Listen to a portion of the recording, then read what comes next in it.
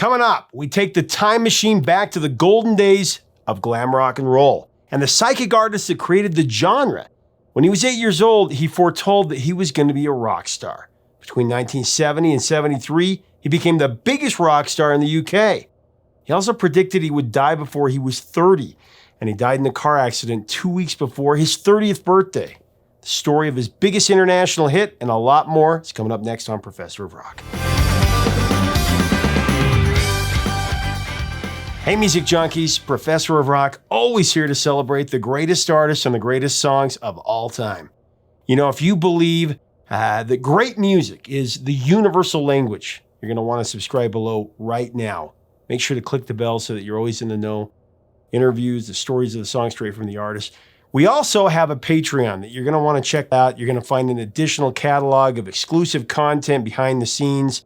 You can even become an honorary producer. That helps us to curate this channel and keep it a daily channel. It's time to return to another one of my favorite shows that we do on this channel. It's called Breakthrough.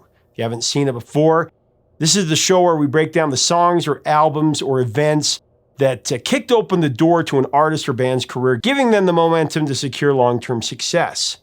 Today's Breakthrough is about a band that already had that success in the UK, but they had a major game changer in the US with today's song. And many historians have stated that the appearance of T-Rex frontman Marc Bolan on the popular BBC TV music show Top of the Pops in March of 1971 started the glam rock movement in the 70s. Appearing with his band T-Rex, Marc Bolan shocked and fascinated viewers by wearing glitter on his face, a gleaming satin jacket, and pink trousers. You're dirty and sweet, oh yeah. Bolan and T-Rex's appearance on Top of the Pops empowered a generation of teenagers to the idea of androgyny and influenced other prolific rock artists in Britain, including Mott the Hoople, Sweet, Slade, Roxy Music Queen, The Smiths, and perhaps the most endearing glam figure of all, David Bowie.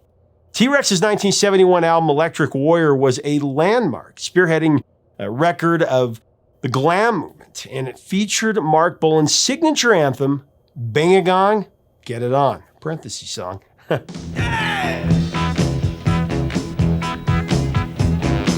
Marc Bolan put out his debut single in '65 called The Wizard. That one featured Zeppelin's Jimmy Page on guitar. Sunlight in his eyes, he charms his magic. He formed Tyrannosaurus Rex in 1967. The band, named after the tyrant lizard, released their first two studio albums in '68, and their third in '69, their fourth LP titled A Beard of Stars also in '69. They shortened their name to T-Rex, that was in 1970, and they released their self-titled album with their breakthrough hit, Ride a White Swan. Ride a white swan like the people of a belting way along. And that flew all the way to number 2 on the UK singles chart. And then came Hot Love, a single that ruled on top of the UK singles chart for 6 consecutive weeks. I'm a two-penny prince and I give a hot love. Blasting 10 top 10 hits from 1970 to 1974, T-Rex was the biggest group in Britain, and no rock personality was larger than one Marc Bolan. As manic as T-Rextasy was in the UK, it was almost non-existent in America. For example, Hot Love was massive in Britain and other parts of Europe, but in America, the song hit a brick wall. It went to number 72 on the Billboard Hot 100.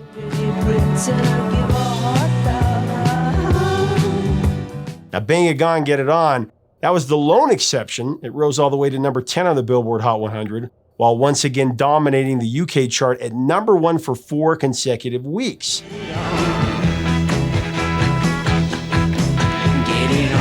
And that's where it was a breakthrough in America. The genesis of Bang A Gong began while Bolan was touring the US in 1971. He was brainstorming with his T-Rex bandmate drummer Bill Legend about possible drum patterns for a song idea that he was keen on. You know, Bolan's goal was to create a bold new track that would finally light up audiences for T-Rex in America. They were working out of a hotel room in New York City. With Legend, Bolan lifted the simple blues rock riff from Chuck Berry's 1959 tune, Little Queenie. Go, go, go, Little Queenie! Marc Bolan was a huge admirer of Chuck Berry, as many emerging artists of the 70s, really the 60s and 70s were. And he long fancied to record his own version of Little Queenie. Chuck Berry, of course, the ultimate trailblazer as a musician, a showman, and a songwriter.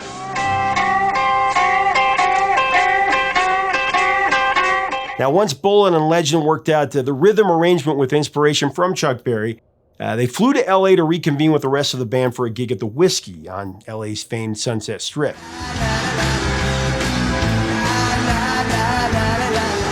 Arrangements were made by producer Tony Visconti for the band to record the new track at Wally Heider's studios in Hollywood. Now, when they got to the studio, Bolan had the rhythm structure, the chorus, and the "You're Dirty Sweet" and "You're My Girl" line, but really, he had nothing else. You're dirty sweet and you're my girl. So Marc Bolan had to come up with the rest of the song lyrics in a flash. He didn't have the time to put any deep thought into the writing of the lyrics, so he relied on the tried and true theme of sex, drugs, and rock and roll.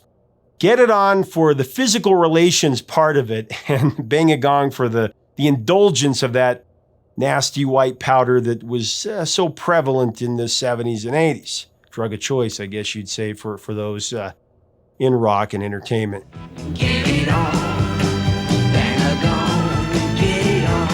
Tony Visconti discovered T-Rex, and it was his endorsement and his relationships that helped land the group their first record deal.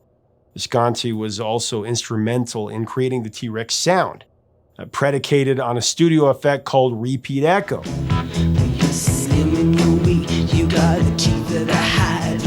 The intention was to give the music a raw, psychedelic vibe. The last thing they wanted was this music to sound slick or overproduced.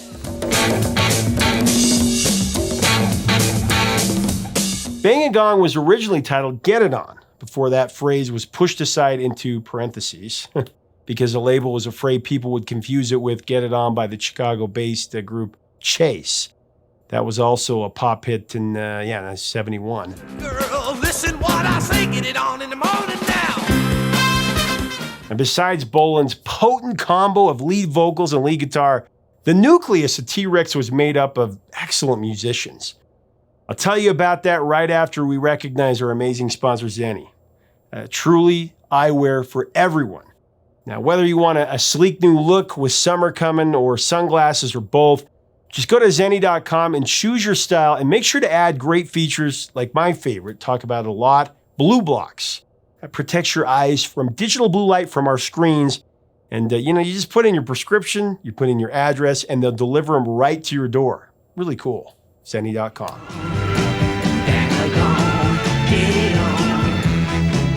All right, so let's talk about the players in the band. Of course, the aforementioned Bill Legend on drums and tambourine. Steve Peregrine Took, who was a multi-instrumentalist, primarily assigned to percussion on Bang A Gong and backing vocals. And Steve Curie on bass, who Visconti called the secret weapon of T-Rex, with an uncanny ability to make a simple piece of music sound very complicated. The piano parts in Bang A Gong were performed by Rock and Roll Hall of Famer Rick Wakeman. Or it could have been keyboardist-composer Blue Weaver. I've heard rumors of both playing on that. It is possible that both played separate piano segments on the track, with Wakeman playing only the gliding pitches known as glissandos that are featured several times on the song.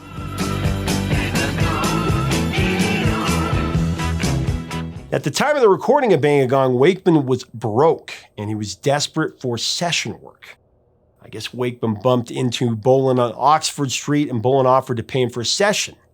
After hearing the rough version of the song, Rick Wakeman mentioned to Visconti that he didn't think the song needed a piano. Visconti suggested that Wakeman just add a gliss.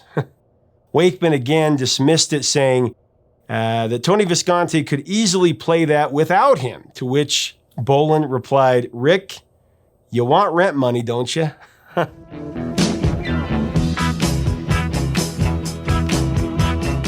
The sax riffs were played by Ian MacDonald of King Crimson, of course, later a founding member of Foreigner, until disagreements with Mick Jones precipitated his exit from the band after the Head Games album.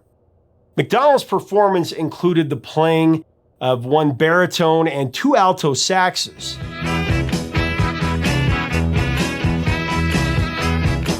The backup vocals, including the high notes in the chorus, were provided by the comedic singing duo of Marc Volman and Howard Kalin, otherwise known as Flo and Eddie from the Turtles.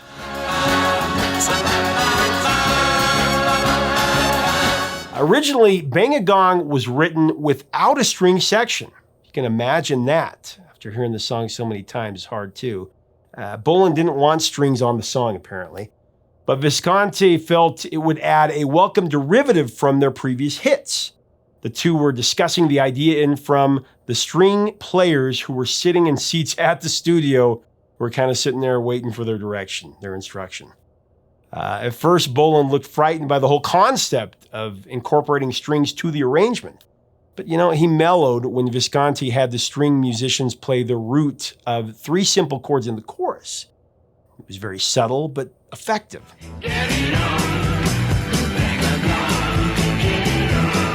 So going back to Chuck Berry, he was unquestionably one of the most influential artists of the rock era. He was a revolutionary artist who loved to push the envelope and write lyrics that were extremely provocative for the 50s and early 60s for sure. And to pay respect to Chuck Berry's Little Queenie, the composition the track was fashioned after, Bolan softly sings Chuck Berry's line, Meanwhile, I was thinking. In the fade of Bang A Gong. It was an unscripted ad-lib by Bolan in the studio that was kept on the recording. Meanwhile, I was thinking.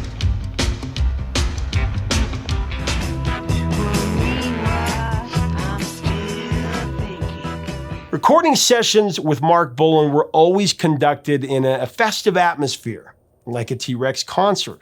Bolan dressed up to record at the studio, just like he did for his live performances.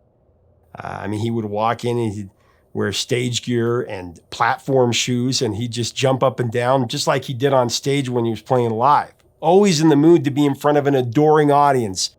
Marc Bolan invited friends to the recording sessions to see their reaction to the music that the band was recording in real time. He loved it when his friends bounced around with approval in the control room. Very cool guy. Bolan was also very secretive about the demos of his music, apparently. He never brought a demo to the studio. He would teach the song to the band on the spot in the studio. He was really terrified that he would get ripped off. He never handed demos out to anybody.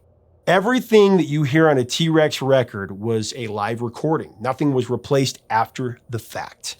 That's truly incredible.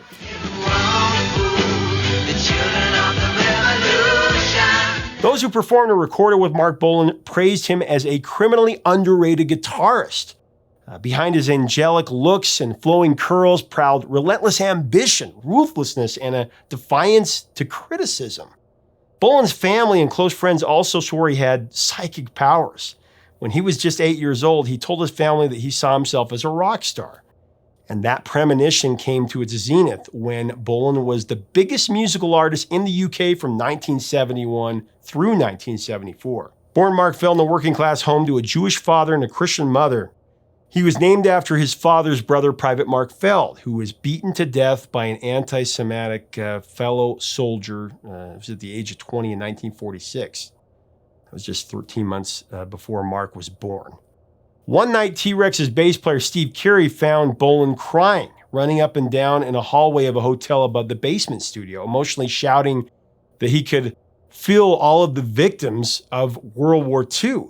He predicted on many occasions, including media interviews, that he wouldn't make it to 30. And like I said, he was killed in a car accident on September 16, 1977, 2 weeks before his 30th birthday.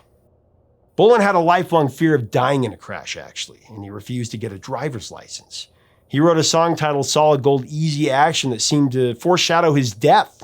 The opening line of the song is, "Life is the same and always will be, easy as picking foxes from a tree."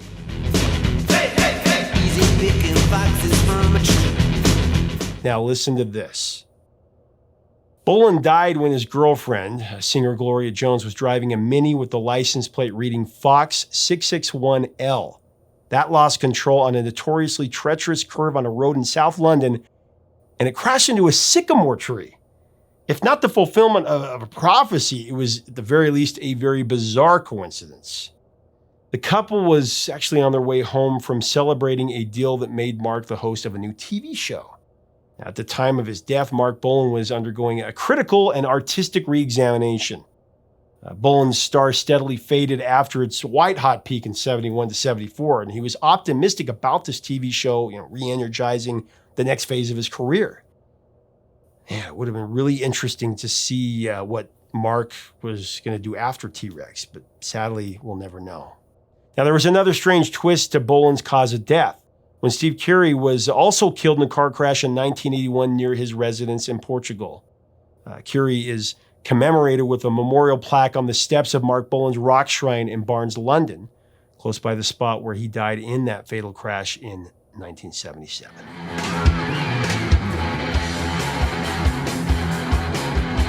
Covers of Bang A Gong, Get It On include versions by Blondie, that was in 1978.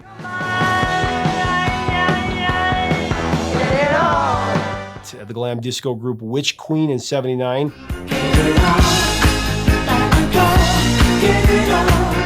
And Elton John did it in 2020. In fact, Sir Elton appeared with T-Rex on that famous Top of the Pops episode in 1971, miming a piano when the band performed Bang A Gong.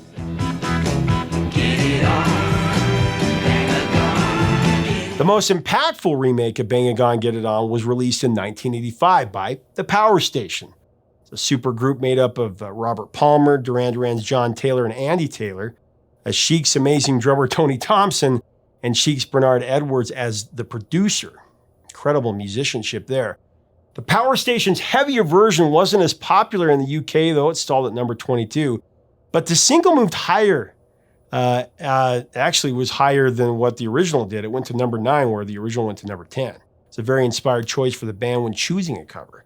Robert Palmer and Duran Duran's John and Andy Taylor were all big admirers of Marc Bolan's work, and the song introduced many of the next generation to the unique voice and talent of T-Rex, especially Marc Bolan, as should be.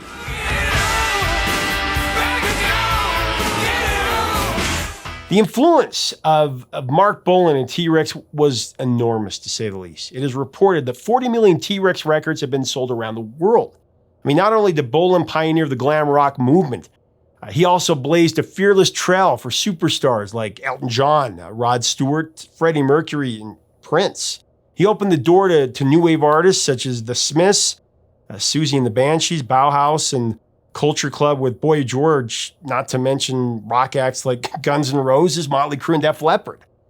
There's just not many rock artists that have had influence on various different musical genres and movements throughout the years. But Marc Bolan did. Take me. It's just like the revered Tony Visconti so ardently put it. There's a little bit of Marc Bolan and T-Rex in every rock and roll band that came after him. No question.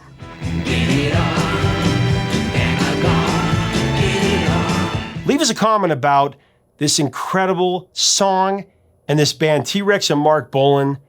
Let us know in the comments about your memories of this song, your thoughts on Marc Bolan. I can't believe that he called his own death. Just a wunderkind, this guy. Incredible. And if you like our content, we do invite you to be a part of this channel by subscribing below.